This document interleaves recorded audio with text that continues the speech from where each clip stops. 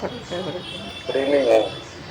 Yeah, we'll go ahead because not very many have joined, but then still it is already 6 o'clock. So we'll start. Now, today, I think yesterday I need not reiterate, we have talked about victims' rights, and then what are the, in the criminal justice system, where exactly is the position of victim, and where is the need for us to study victimology as a subject, and then what rights victim will have, and then what are the different stages victim can be helped. Is it at the primary stage, secondary stage, tertiary stage, and interim relief, and all? We have talked about those things. Now today we'll talk about the terrorism and then insurgency. Are they synonymous, or are they different? In what aspects they differ, and what is the scope of terrorism, what is the scope of insurgency, and what is the basic concept of terrorism and insurgency, and then what are the methods and means by which they spread this mechanism, and what are the important national and international groups that we can talk about with regard to the terrorists and with regard to the insurgents.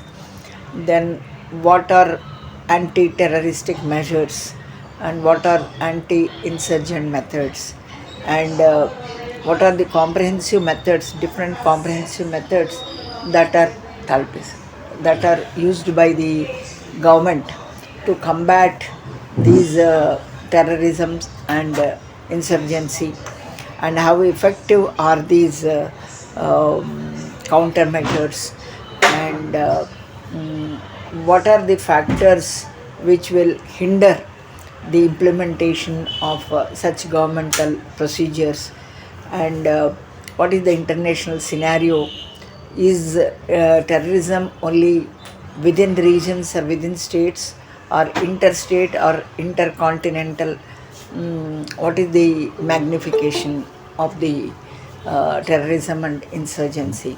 Now, what is the understanding between inter-terrorist groups, whether they help each other, or do they act counter to each other? So these concepts we'll try to understand in this particular session. Now, it is a global phenomena. It is transnational, transcendental in nature. So we need to understand it from the global perspective. Now, we have to understand what terrorism is, and then try to understand the concept, definition, and features. So, the very name terrorism, so you see the word terror in that. Now, the main aim or main force is to spread fear. That means to spread fear. And what is the purpose? There is a purpose. So there is a political purpose or ideological purpose. Purpose can be anything, but then the means that they use to spread this, to achieve this purpose, is violence or threat of violence.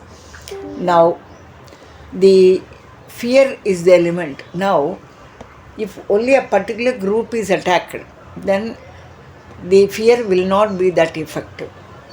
Now, indiscriminately, if I use violence or threat of violence on all people who are otherwise not at all connected with this issue, that means the public at large or the innocent civilians, if I try to attract them, or if my target group, if I select these people, then automatically the fear element will spread faster. So that is the aim of these people. So they don't mind attacking even civilians or the public at large. I mean, the spread of fear is very important for them. And fear will be generated, panic will be generated when civilians, innocent people, feeble people, if they are attacked, then that fear will sustain for a very long time. So that is the concept for terrorists. Now, as I said, this is a form of violence. So, who are all the people who are aimed at? Innocent victims, And by attacking the innocent victims, what is their ulterior motive? Indirectly build up some pressure on third parties. So, what are the third parties here mostly involved? The governments or the authority or the regime, isn't it? So, they are the third parties. Ultimately, their aim is to attack these people, but then they never attack these people directly. But then, by spreading the element of fear among the civilians and among the other innocent people, they want the government to take some changes in policies. So, there are some policies which terrorists are not interested in. They want to uh, change the policies. Now, the method that they choose to bring in that change is the element of fear.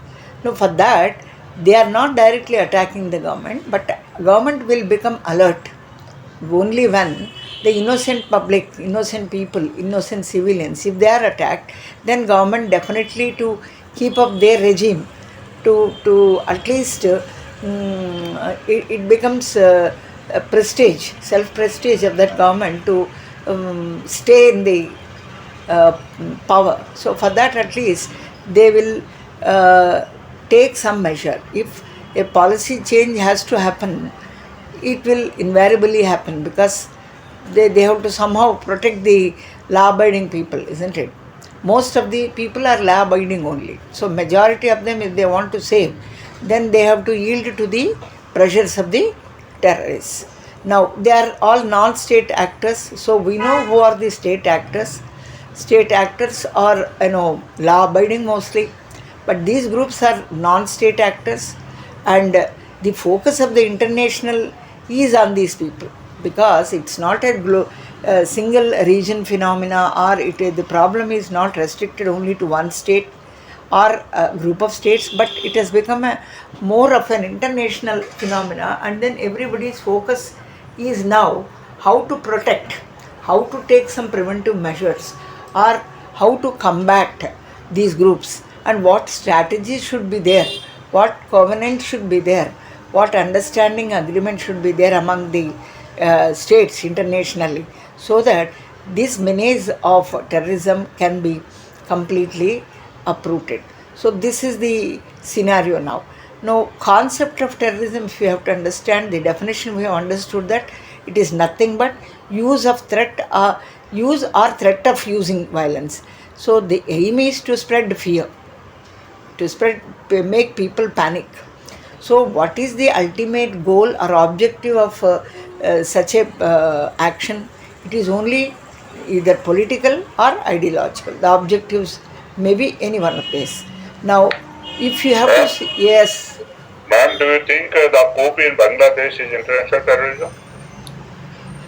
Scope in Bangladesh. The Pope in Bangladesh toppling the government.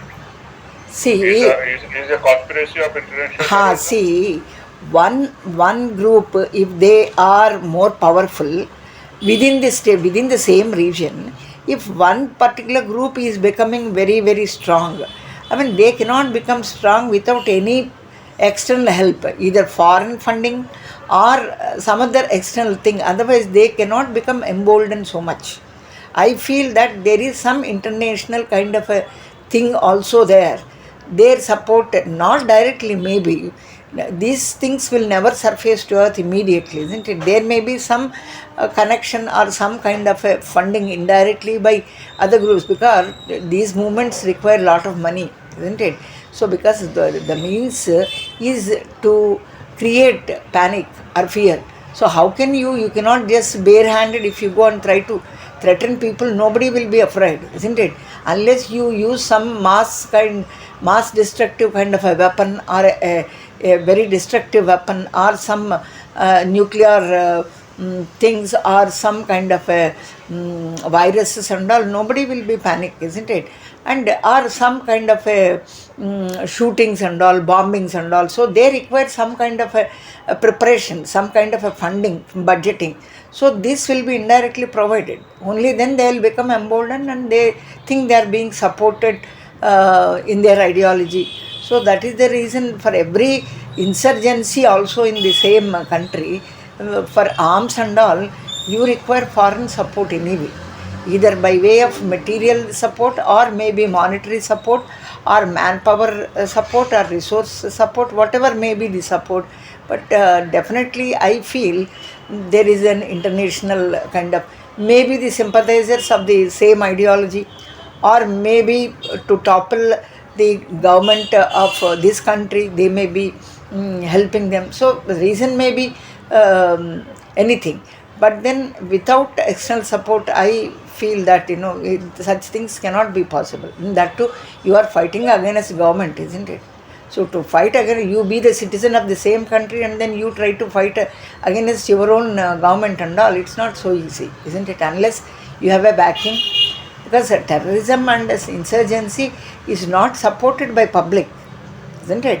So public support, at least in insurgency, to some extent you have the support of people. But when you talk of terrorism, absolutely there is no support from the public, isn't it? Because civilians are being attacked. Civilians and normal law abiding people are the ones who are going to be attacked, isn't it? So you don't get any sympathy from any corner of the society. So that means, in spite of no support being given by your own state people, then how are you getting the support? Where is the support coming from? Where is the encouragement coming from? So definitely it must be from the other sympathizing group of other part of the globe only. So that's my opinion anyway. So what do you say? What is your opinion? Hey, that is absolutely right, ma'am. Even in our election, Ah, almost $10 billion were funded by international organization in India to actually influence the voters. ah. And this has been actually verified by Russian intelligence also, especially George Soros and Now, that too, and when, team. when India is Okay. growing and then when it is in the international map and all, so everybody's eyes are on India because it's a growing country, developing country, isn't it? So People there still are feel, there are there are basically three elements to it. One is the sale of arms. yes, That doesn't happen unless until there is a terrorism. That is second, and correct, third is the pharmacology. They want to make money through medicines, drugs. yes, So these three things happen only when your government is weak. I know. If your government is strong, they will not allow it to happen. And the international community, especially few people in US as well as in European Union, they want these three things. So that no others remain weak and people are not strong enough to stand in front of them. So this such conspiracy is happening even against India. Big powers, as they are normally called, they want the supremacy over every other country. If they, George Soros has openly said that I want to topple the government. He has openly said the government, Indian government. yes, yes, He has because said it many times. they can't stand as when somebody prospering, somebody growing and all, when they want to remain as supreme powers, and then that supremacy they want to retain and then demonstrate to the people world that they are the only superpower and all others have to bow to them, and then they have to subservient to them and all. Man, these kind of things are there in the big power concept is that only. So they don't want Absolutely. anybody to at least come on par or at least just near to them also they can't tolerate. That very idea also they can't tolerate. That is the thing. See, even Bangladesh economy was growing much faster as compared to most of the other economies of Europe or US. But That is why this has happened. They don't want. Look at India 10, 12 years back. Our contribution to the global economy was not even 2%. Today it is 15%. So they don't want any strong person figure to stand in front of I them. know. That is why such things are happening, in my opinion. But then still we hold to the old values and all, we want to remain as a soft country only. We don't want to, we still believe in our own old morals, like, we'll be non-controversial, we'll not be into dirty politics, we remain as a soft country. These kind of philosophies are still there with us, unnecessarily we No, will not enter those into any kind of controversy, that kind of a No, no, thing. those are our moral values, ma'am. If you look at our safety and security perspective, Mm. during the last 5 years, we have spent hell of a lot of money on on strengthening our forces, buying arms and ammunition globally, developing our own arms and ammunition, Now, that is which is not in to demand as well. attack others, it's for our own No, it is safety and for security. protection. It is for Ah, internal. protection. And that is what it should be done. It's for I know. protection. Though we say Basudev could have come, that universe is a global village. I know. But that is okay. That is our philosophy, morals philosophy. But at the same time, we have to actually protect our nation, protect our people. That's true, that's true. Yeah. But then, we try to spend, because these are the philosophy now, modern era, it has changed completely. But then, why not we also be in the race while we are progressing in all fronts? In aspects of safety and security of the country, also, why not we, if we have to spend, why not we spend? And if we have to acquire some sophisticated weaponry and all, why not we purchase that? Though we never earlier days this kind of a thinking or philosophy was not there, but then as governments keep changing and all, priorities keep changing, and then situation also warrants. Everything is dynamic, and situation these days warrants that we need to allocate out of budget some amount on this, and then because even if you are quite the cyber attacks are so rampant from other countries, so unless your critical infrastructures, your military and your army and all three forces, if they are not strengthened, if you are not adopting technology, if you are taking a back seat, then others they will be they will be in the forefront, and then they try to attack and show their supremacy over you. So at least in that rat race, whether you like it or not, you have to be there. That's you know that's the thing, reality, hard Lot of reality. lot of work has been done on infrastructure development, ma'am. Mm. Along the side borders to accept these inclusion of terrorism, whether it is Arunachal or it is the Davas region or it is J&K entire state or Himachal for that matter or Uttarakhand, where our borders were porous. Now we have got entire infrastructure there. We have roads, we have airstrips where we can land our aircrafts or especially helicopters. So a lot of work has been done on safety and security to encounter this international terrorism. And that is what was required actually. But then this is okay. But when we try to be improvising in the traditional conventional ways, because there are other means, modernization has brought in itself a lot of things, good, bad, both.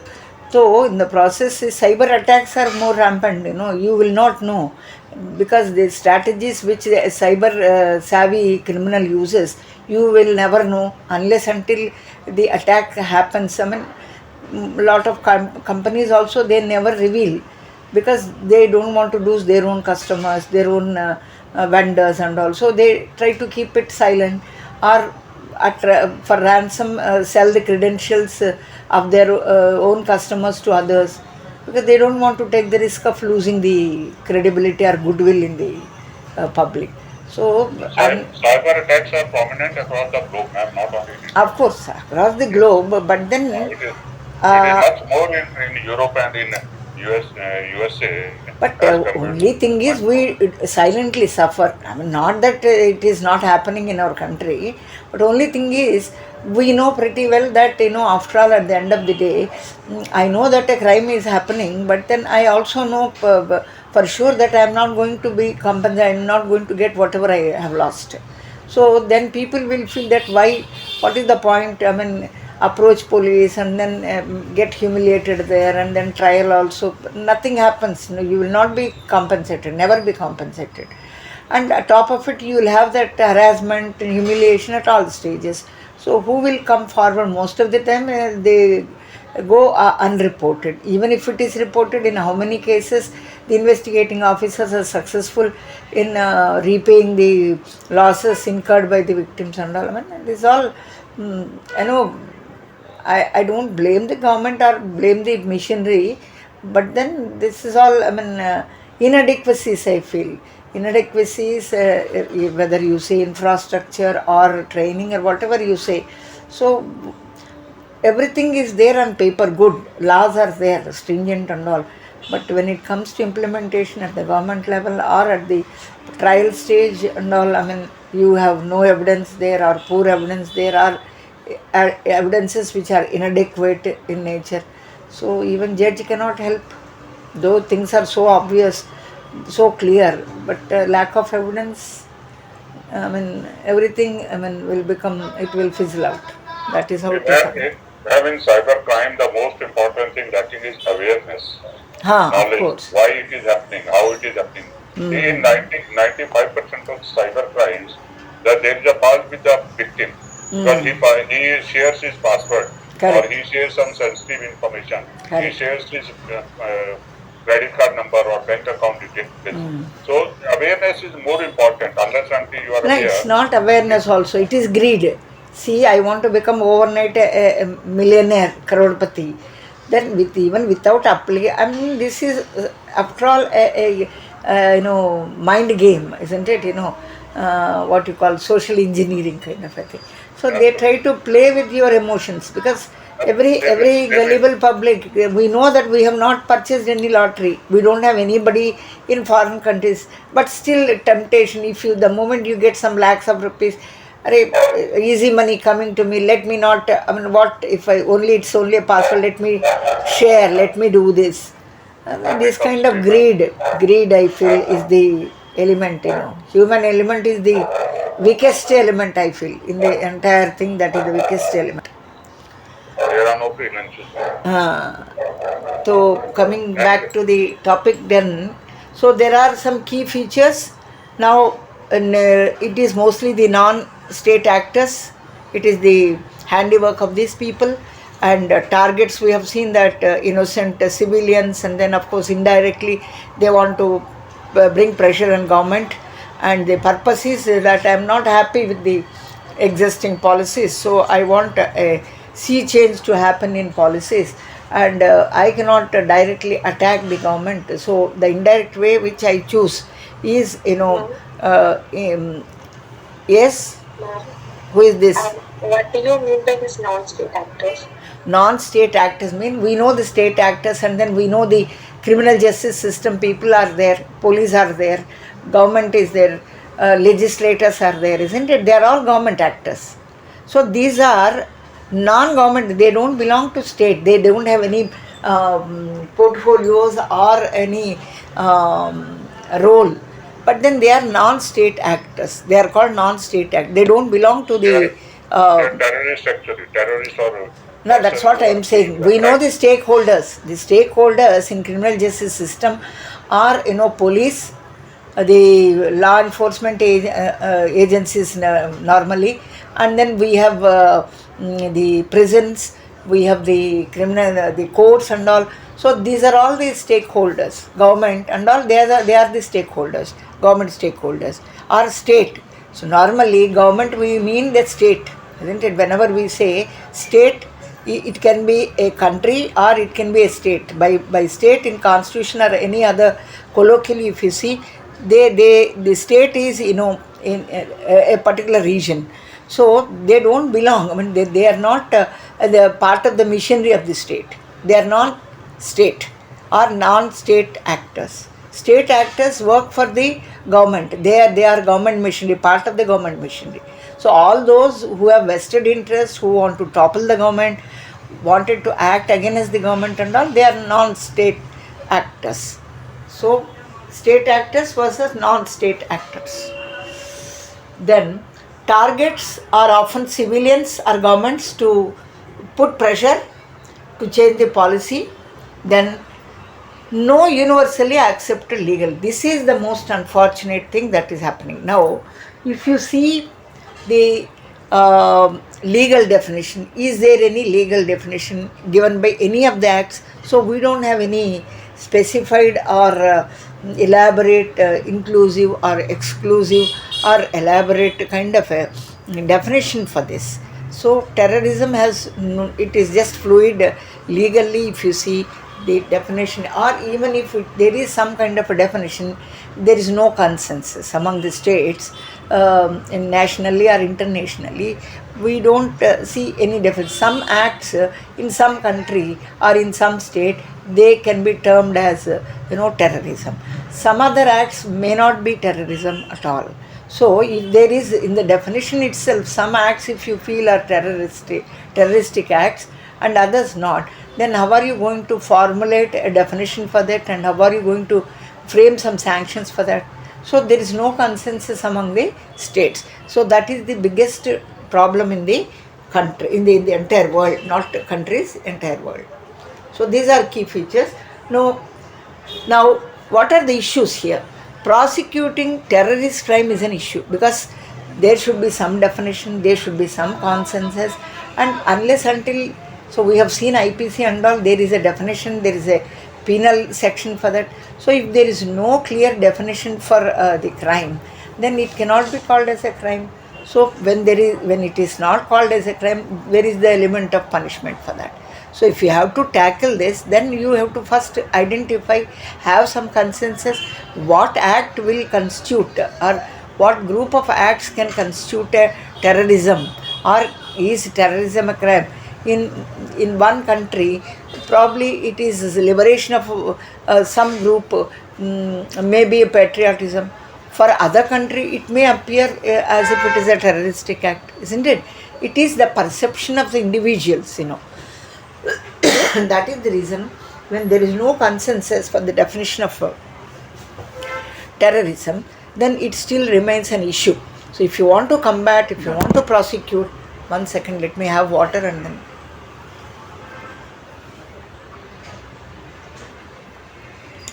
So, in absence of any definition for this, the issue remains the same, because if you have to prosecute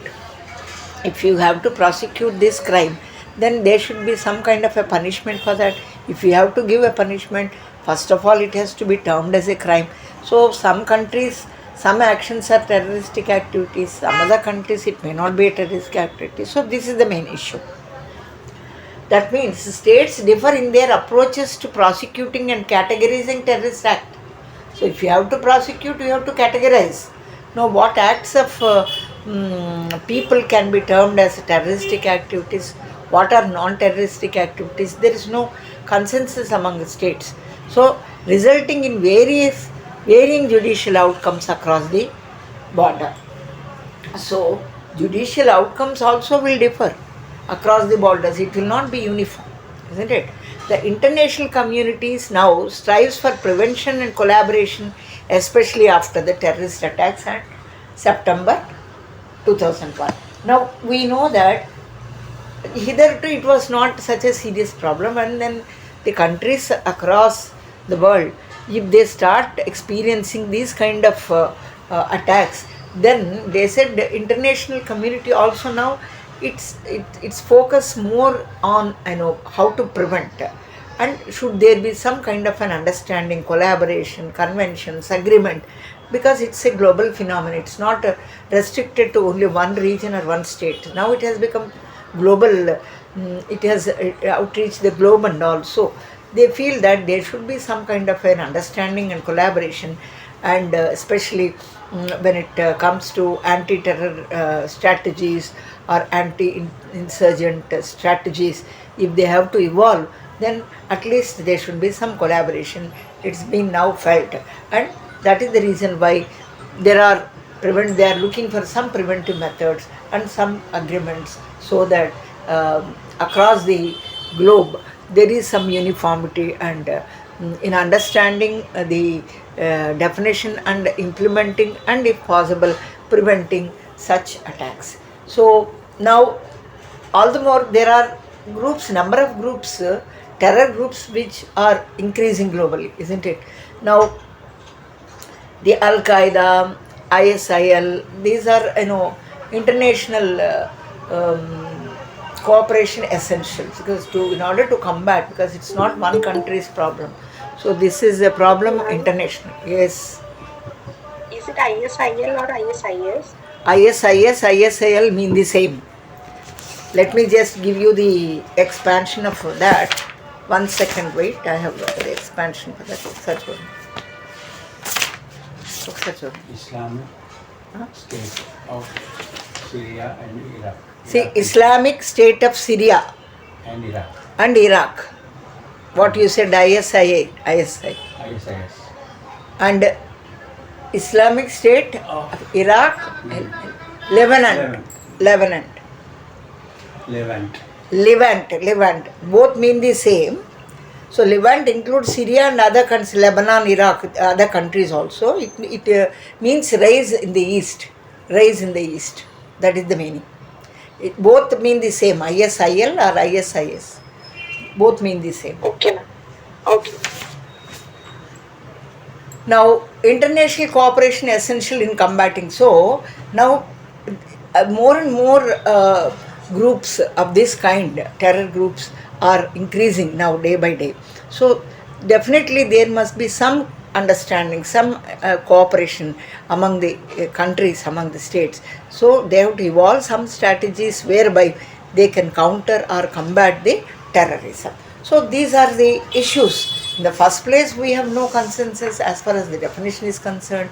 There are no uniform prosecuting steps there, and then judicial outcomes across the border are not uniform, isn't it? Now, it is high time people feel that there should be some kind of an agency, some kind of a community, or some kind of international bodies. They should come forward and they should evolve some strategies either for prevention or for arresting or for countering such kind of attacks, and then definitely collaboration is required throughout. Now, so one such international body we can think is always in United Nations, and especially after World War II, UN became the only key international body which is trying to address this particular menace, terrorism. Now UN started focusing on combating attacks. That means what should be the strategy to counter these terrorists, and whatever may be the motive is irrespective. What is the motive? Why are they doing this? Either for political gain or some ideological gain, whatever may be the motive of these groups. But ultimately, UN said this has to be combated because it is the gullible public civilian that they are getting affected. So their focus is now how to combat, or what are the anti-terrorist mechanism that one has to adapt so that they can counter this. So national liberation movement should be considered terrorism. Whether national liberation, as I said, one national liberation, one nation's or one country's national liberation movement may be looked as a terrorism by other states. So there is no consensus, that's what I am saying, no consensus with regard to the definition. And there are conventions across, UN conventions, they are focusing more on the criminal nature of the terrorist acts, such as, so what kind of activities should be called as terror attacks and what not. So they have tried to identify some of the acts and they termed them as the terror acts. So what are those? Chief among them are hijacking plane or vehicle, hostage taking, bombing. So why are these methods adopted? Any ideas? Why not other methods, or why not other operations? Why only this bombing and then hijacking? Why are these things? I think to instill the fear among the masses. That is there. Fear can be created by other means also. Why only these acts people feel should be more into, they should alone be called as terror actions, or they should be termed as terrorist acts. Why not others? Bombing, hostage taking, hijacking. Why all this hi-fi kind of a thing? Because of the media coverage and the pressure that could be built on the elected government. See, if I use a knife, I can kill only one person in one go. One person, 10 persons I have to kill. I have to 10 stabbings or maybe more stabbings 10 times. I will not be able to achieve my target. But bombing and all, where masses can be attacked, isn't it? Masses can be attacked. So that is easy. And then I can select a public meeting place, isn't it? Some religious place. So people, I know that for particular time, particular weekend people are going to assemble there. So they are all law abiding, very pious people. So if I attack such crowds, then the panic or fear element can be spread faster, isn't it? So it can be spread faster. So that is the reason, and they can remain, they need not, for bombing and all, with the remote and all, I need not be there. In the process, I will not get harmed. I'll be safe. When there is a killing of innocent people, I there know. is a society crime. I know. People come together and they put pressure on the government. That is the thing. To So combat that. they want to involve the third party indirectly. They don't want to. Yes. They want to send a message to the third party. What is the And message?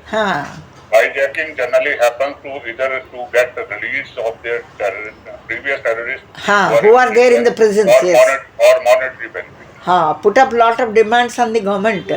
Unless, I mean, you release that man who is there in the prisons, or else we'll resort to this, or else we'll resort to this, or It has will happened in demand India this many much. times. It has happened in India I many know. times. Hijacking is the, and when a very important VIP person or some prime minister or some chief minister, some governor, such type of people, VVIPs are involved in the or some celebrity or some person of high repute in the society. If they are there, then all the more the government will become alert, isn't it? So such hijackings and all, yes. Mr. Mufti's daughter was kidnapped in Kashmir, and 21 terrorists were released to get her released. Yeah, this is quite common in India and any other country. It is quite common. Yes. So not only that, hijacking, and then if you don't yield to our demands, they don't mind mercilessly killing one after the other. First they target the child, then the elderly person, and all. Many movies also, it's quite witnessed that they don't mind resorting to not only to the extent of inculcating fear, but the extent of killing, murdering people also. They don't mind it. They will see the pulse of the government, whether they are coming for the negotiation or they are taking back seat or they are going backward and all.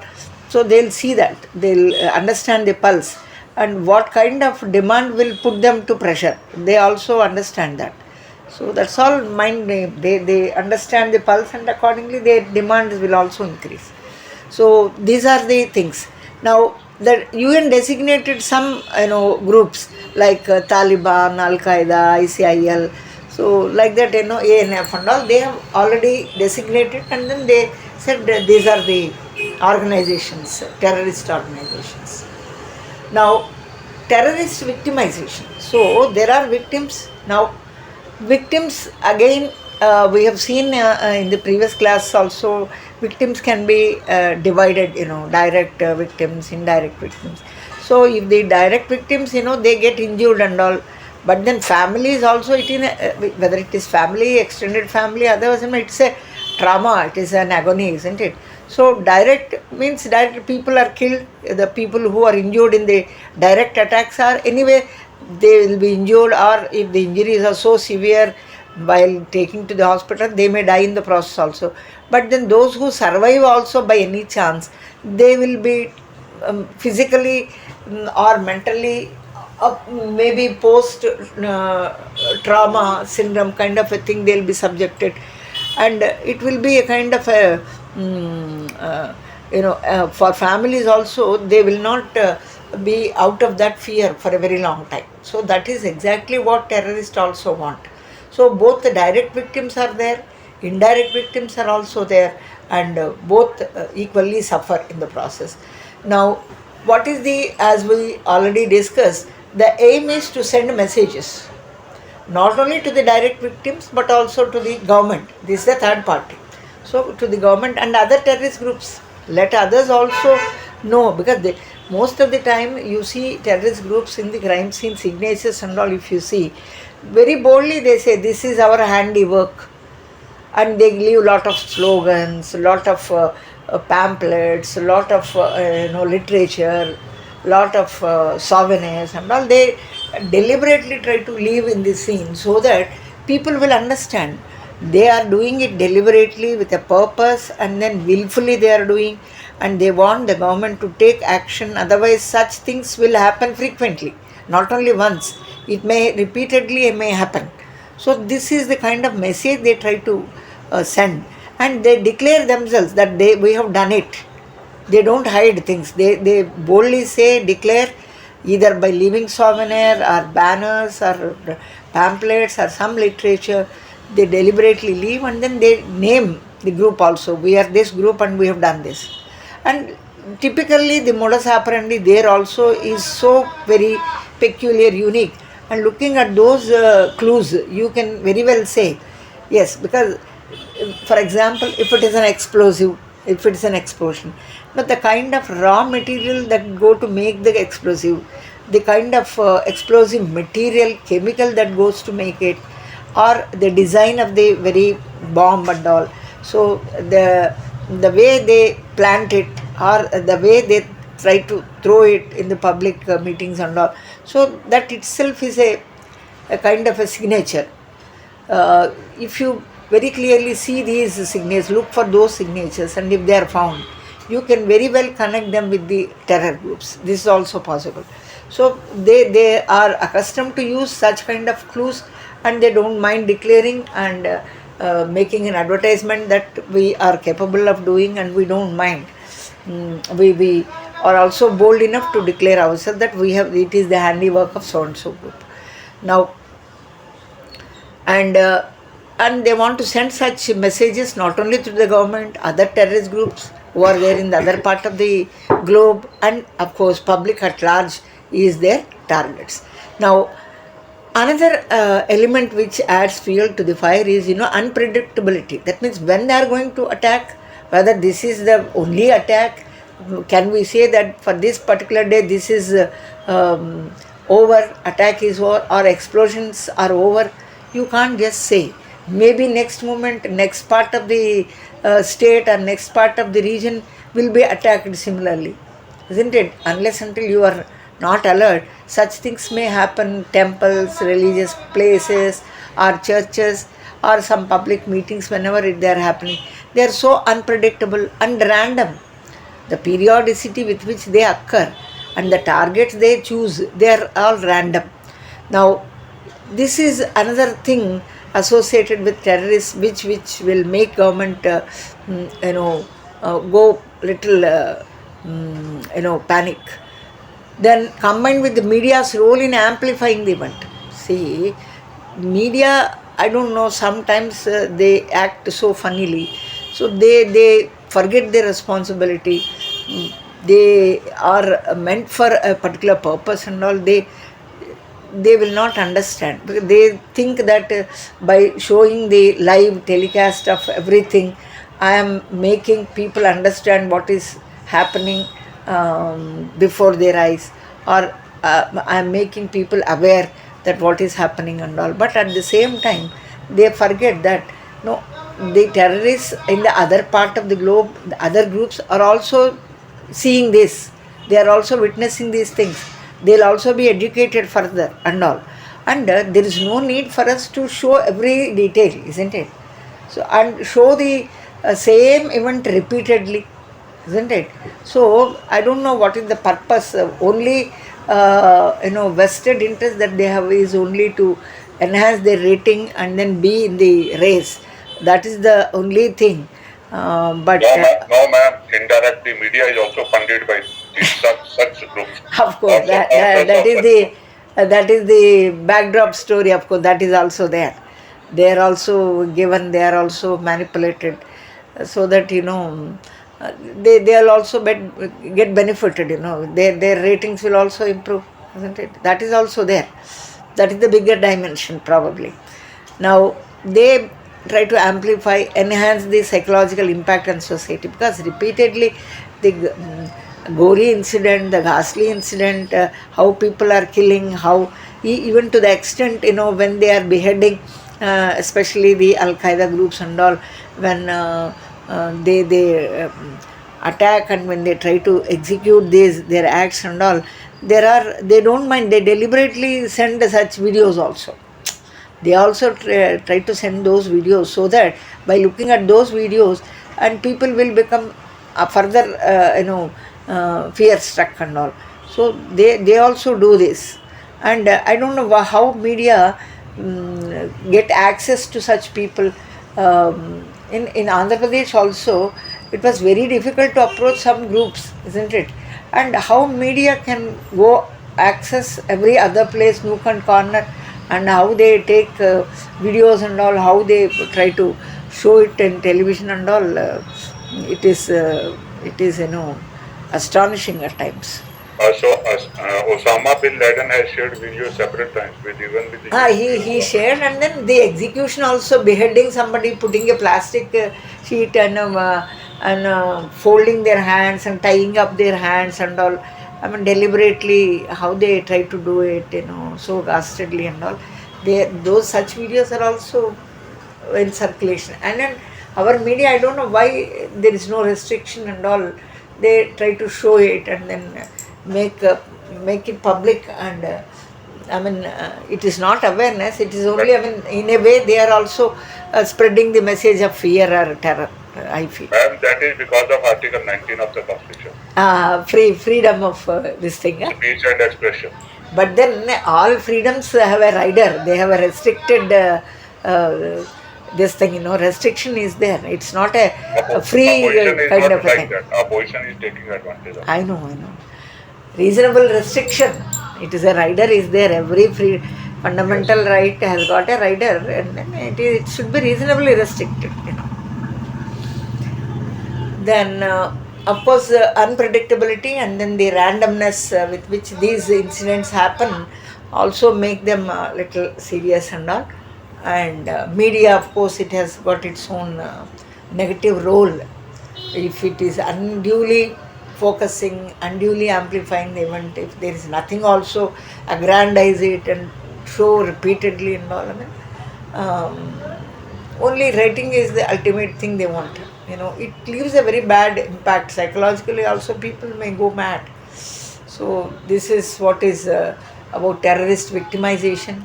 And if you see the scope of terrorism, as I said, it is reaching global. Global reach is there. So it is affecting the entire world. It's not and transcending borders. It doesn't like cyber space. It doesn't have any borders, and impacting the international relations. So whatever good relations you have because of these people, even at times they may become a little strained relations and all. And as far as India is concerned, and it is also not an exception. We see that frequent attacks are also there, and this has got a typical position in the entire global map. If you see geopolitical conflicts in the groups, and then because of its diversity and all, it historically also it has got though a subcontinent and all, it enjoys the status of a continent because of its diversity and all. So naturally, because of its positioning in the entire world, geopolitical conflicts are bound to be there. So that may be one of the reasons why India is not an exception to terrorism. And major areas, if you see Jammu Kashmir, since the days of freedom, independence, these are there. And of course, recent phenomenon of Northeast, Manipur, Mizoram, Naga, lot of Punjab, of course. Punjab these days not very much when compared to recent thing is, Tripura and then Manipur and all, they are rampant now. So of course left-wing terrorism, Naxalism, these are always there. They were existing from the beginning. Now methods, as we have seen, bombings and then assassinations, hijacking, cyber terrorism, these are the means, methods. And suicide bombings we have seen, and assassination targeting political and government figures. So very VIPs and all, they try to, and even in hijacking also, whether it be vehicle hijacking or aircraft hijacking, I told you most of the time it is the political higher ups, like they the PM, of course, PM, CM, and the governors, and these are the people in VVIPs. They are the ones who are, and of course, celebrities at times, they are also being targeted. Of course, cyber terrorism we have seen now growing threat in the digital era, because we have now, from a paper based office, we are converting ourselves into a paperless office. So in the process we have both sides of the coin. Good always comes with bad, and then we know that the purpose for which we have enacted IT Act and all, and that is UNICITRAL model or whatever. So we wanted to convert everything into electronic forms, whether it be government filing or whether it be some facilities for the civilians and all.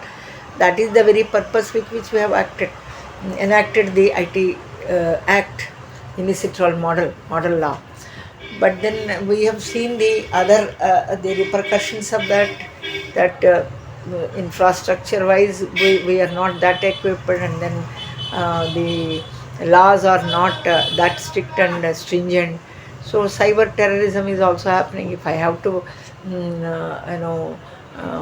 deprive you of your economy, or dwindle your economy, or lower your economy, I need not be physically there. I can attack your infrastructures, critical infrastructures, and then I can disrupt your important services and all, and thereby I can achieve my mission. So growing cyber terrorism is also another threat. Now, modern methods, as I said, weapons of mass destruction, say nuclear, biological, anthrax, or this COVID, these kind of both nuclear, biological, chemical warfare is nowadays a new phenomena coming up. And then mass destruction, weapons of mass destructions are being used. Now, cyber attacks, as I said, critical infrastructures, they are being attacked. Now, it is very easy for me. I need not be physically there. I can remain anonymous, and then there are problems. There are problems of extradition. There are problems of pronouncing the judgment. The judicial challenges are there. So I take advantage of all that. Then, if you have to classify, is there any classification for terrorism? So it can also be conveniently be classified. We can say domestic terrorism, international terrorism, a terrorism which is sponsored by the state itself, and religious terrorism. So different kinds of terrorism depending upon what is the ultimate purpose for which you are trying to spread the message of terror. So depending on that, and whether it is restricted to only one state or within states, or the state itself is trying to sponsor this kind of a terrorism and all. So religious, of course, that is also there. So when you take domestic terrorism, it is within national borders, and then you can take Maoist insurgency in India and all. They are the best examples of the domestic terrorism. And when it comes to international terrorism, and then across the borders, we can understand that, and where there is an involvement of the foreign entities, also foreign countries, people who are there in other part of the globe, they also are involved there. Now, Al Qaeda, ISIL, these are some of the international groups. Now, state sponsored, when a state supports a terrorist group or activities. So it's acquisition of cross-border terrorism in India's context. That is one example we can say. And religious terrorism. So of course it has got religious ideologies, and Lashkar-e-Toiba and all. I mean, you can say Jaish-e-Mohammed. These are the examples when you talk of religious. So depending upon what ultimately is the goal of this terrorism, and whether they are restricted to one territory, or whether it is a global phenomena, or whether state itself is involved in spreading the fear, so where you call it as a state sponsored terrorism, or is religious thing ultimate goal of a particular terror group, is that the aim. So depending on that, you can classify the terrorism. Now, what are the causes and effects when you talk of terrorism, especially in Indian context? If you try to understand that, Now we have seen what terrorism is, and then there are a lot of ultimately, what is the aim? You are using fear, no doubt, as a means, but then what is that you want to ultimately achieve? So it may be a political gain, or it may be an ideological gain, or whatever is the thing. But ultimately, you are using fear as the medium, isn't it? Now, your target groups are also, you are very clear. So you are going to attack only the innocent people, mostly civilians, law-abiding citizens, and then through them you want to bring pressure to the government, which is a third party, and then whatever ideological goals if you want to achieve, you are putting government under pressure, under coerce, and then you are trying to achieve these targets. So they are clandestine groups. They operate very secretively, and then state actors at times, but then most of the times, as I said, they are non-state actors, unless if it is a state-sponsored kind of a terrorism, maybe we can say that state actors are also involved there. Now, legal definition, it is one thing, gray area, that unfortunate that there is no consensus or agreement among states when it comes to definition of terrorism, that which acts should be termed as terrorist activities, which act should not be. So in that area there is no agreement. So one country may prosecute some acts, labeling them as terrorist activity, and some other states, since they have not labeled that as a crime, so they don't have the prosecution power, and they don't prosecute, because since they are not termed as crimes at all. So that is the greatest problem now. Now, what are the causes? Political factors. What are the political factors? What are the economic factors?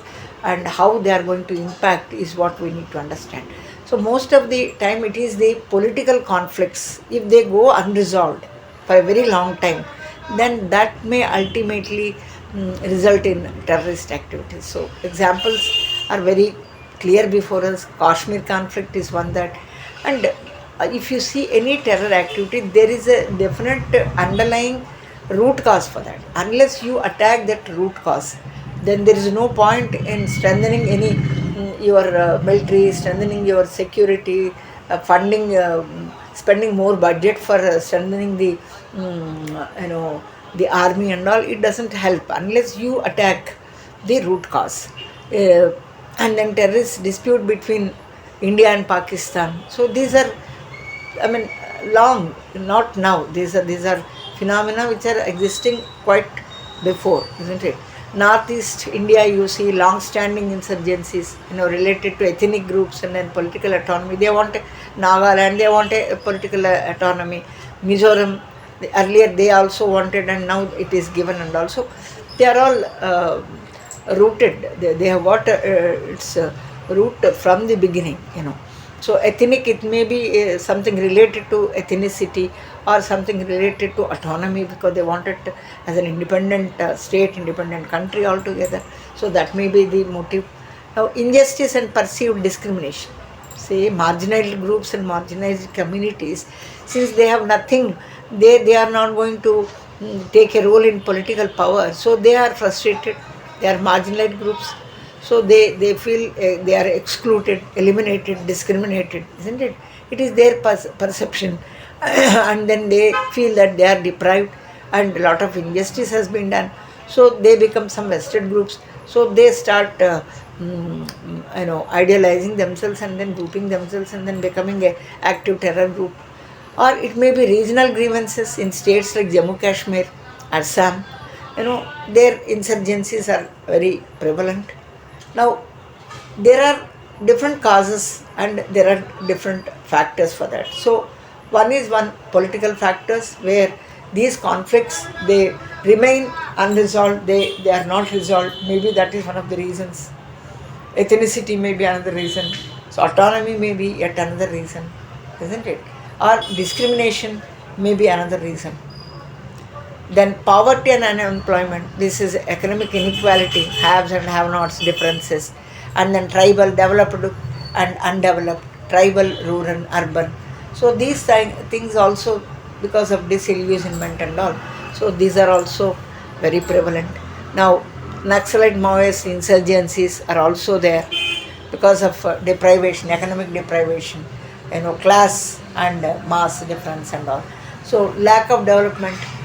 So, one region is more developed, the other is not that developed. So, there is a disparity, there is a comparison, isn't it? Now, tribal areas in central India, if you see, basic infrastructure kind of a thing is also not there with them. So naturally comparison comes. So they become a frustrated lot, and out of frustration terrorism emerges. So these are economic, socio-economic factors or causes, we can say. Now religious and ideological factors, if you say radicalism, fundamentalism, these are the uh, root causes. Now, rise of fundamentalistic ideologies, particularly in Jammu Kashmir, we know, and influence of international terrorist groups with religious motives, these are also there. And when it comes to ideological movements, we have left wing extremism, Naxalbari it started, Naxalism, and communist ideologies, these are there. And ethno-nationalist ideologies are also there. They are driving towards insurgency, especially in northeast, Mizoram, Manipur, then Nagaland. So these places it's rampant now. Now, methods of terrorism in India, common techniques we have seen, and 2008 Mumbai attacks we have seen, assassination of course, the ex-prime minister is there by LTT, and then attacks on government buildings, security forces, soft civilian targets, because most of the buildings and then RTC and all, these are the soft targets mostly. They try to attack and then create panic. And so what are all the, ultimately after the impact, what will be the effect? Because loss of life, liberty, properties, these things will be there, isn't it? Thousands of civilian military casualties will be there. Destruction of public infrastructures are there, buildings are there, tourism will be at loss, because when there are a lot of terrorist attacks that are going on, which foreigner will come to your place, though it is a very pilgrim center or maybe a tourist spot and all, who will come there, because they feel security is paramount. Tourism is can take a second seat when it comes to life and death. So people say, if not now, at least some part of my life I may go there, but then why when such groups are active, isn't it? So your tourism slowly it will not fetch you any money anymore. Now economic instability will be there. So increase security spending, because in order to strengthen the security which is at a low ebb, you have to allocate more funds for that. All your resources you may have to divert only towards that, defense or counter-terrorism, because counter-terrorism is also not a phenomena which can remain only on paper. For developing strategies and policies, you need to invest, isn't it? So if all your resources, money goes only to strengthen security, always security is at jeopardy, and then you keep on strengthening every time budgeted money only goes for that, then your resources also will be wasted only towards that. I don't say wasted, but majority of your budget only will go to restore these things only. Then where is the money for other constructive activities? Now, psychological effect, of course, fear, anxiety, trauma, these will be there, and this will be long lasting. It is not one time phenomena that they have experienced, or maybe before their eyes somebody getting killed. That also leaves a lot of psychological trauma in the mind of the people. And of course, economic effect is also there. Loss of GDP will be there, instability economic will be there, security costs will be there. You may have to rebuild your own infrastructures, and then foreigner investment, somebody, NRIs and all, they want to invest, and then terrorism in this place is rampant. Why I should invest here? So tourism also loses its, its money and all. So these are all effects on effects of terrorism on Indian scenario, Indian society. Then political effects, of course, we have seen, communal tensions between religious group, distrust, division within society, isn't it? Now, stricter laws are there. We have POTA acts and then this unlawful UAPA act and all. But then strict laws will bear fruit only when they are implemented also strictly, isn't it? So implementation part we are little weak, and international relations, especially with neighboring countries. Of course, these are neighboring countries, but then they are belligerent countries, always given a chance. I mean, they wait for a chance to fight, isn't it? So they are belligerent countries. Now, Jammu Kashmir, of course, it's a long-term kind of an instability because of cross-border terrorism and all with Pakistan, and of course militant activities after especially post 1989 insurgency they are there, and northeast India, so there is insurgency linked ethnic identity, regional autonomy, violence is increasing, kidnappings are increasing, army people are being assaulted. So these kind of political effects are also there. Then the need of a comprehensive response. So, in order to effectively combat, there should be some kind of a holistic and comprehensive kind of a response from the government. What is it? It has to be multifaceted.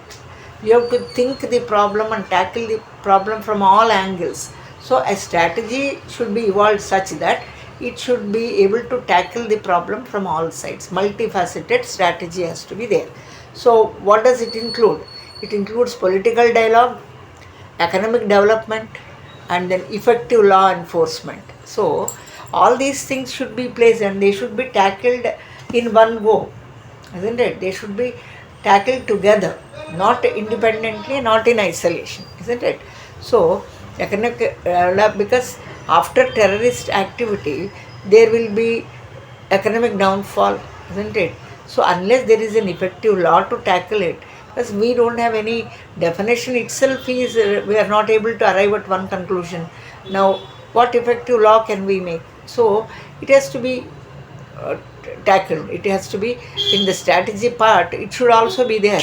So, new laws have to be included. They have to be strictly implemented and all.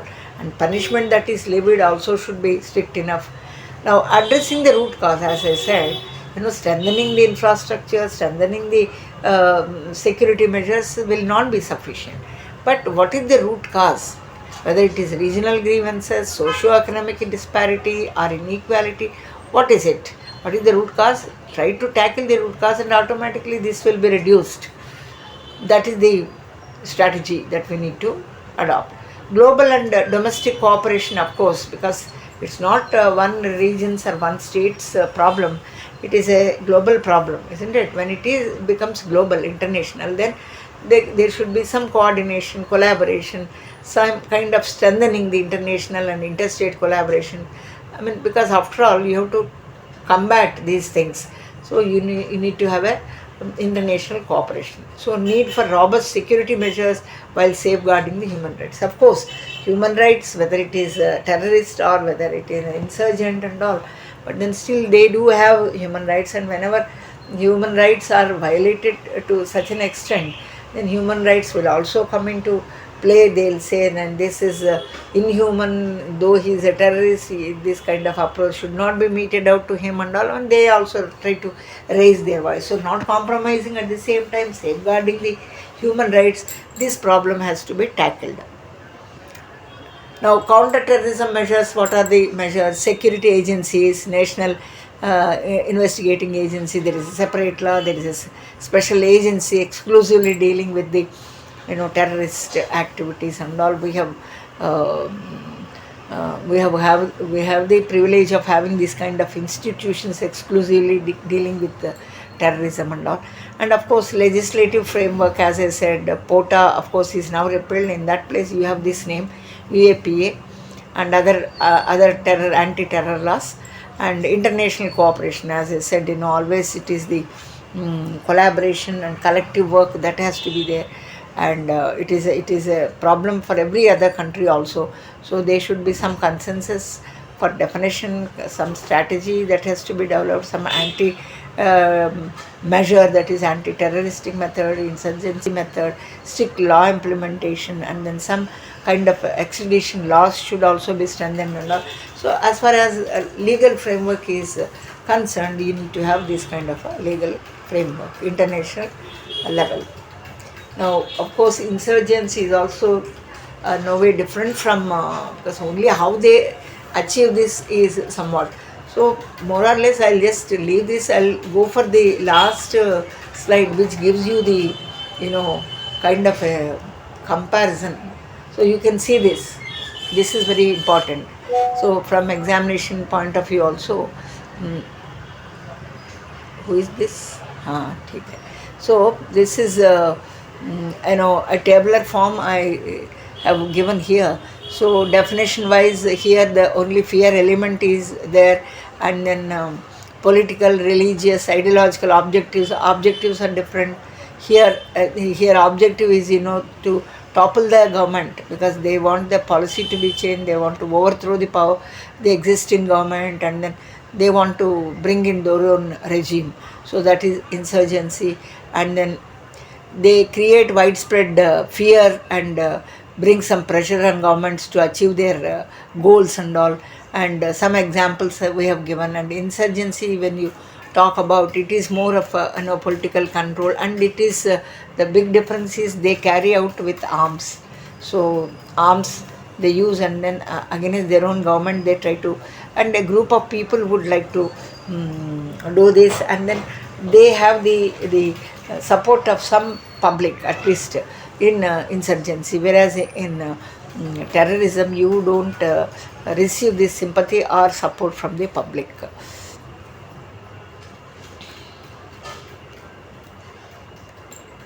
So I think this is all I just wanted to discuss with you. Then tomorrow I think we don't have, only Monday we have. So for today we'll leave the meeting.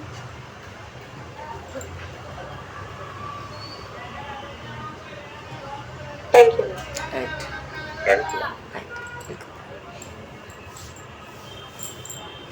ఎవడో police అది ఎవరు? DSO Huh?